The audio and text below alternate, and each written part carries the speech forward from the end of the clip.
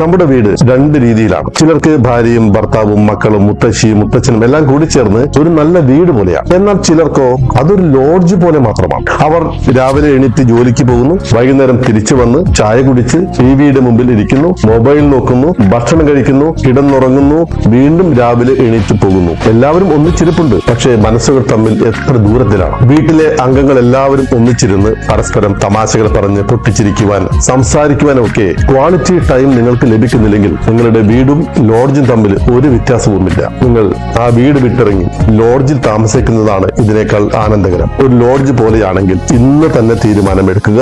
വൈകിട്ട് വന്നാൽ എങ്ങനെയാണ് കുടുംബത്തെ ഒരു സ്വർഗം പോലെ ആക്കി മാറ്റേണ്ടത് എന്ന്. മൊബൈലും ടിവിയും ഒക്കെ കുറച്ചു നേരത്തേക്ക് മാറ്റിവെച്ച് എല്ലാവരും ഒന്നിച്ചിരുന്ന് ഭക്ഷണം കഴിച്ച് സംസാരിക്കുവാനെങ്കിലും സമയം കണ്ടെത്തൂ. ജീവിതം ഒന്നേയുള്ളൂ. അതിനെ നരകമാക്കി മാറ്റണോ അതോ സ്വർഗമാക്കി മാറ്റണോ? നിങ്ങളുടെ കയ്യിലാണ് തീരുമാനം.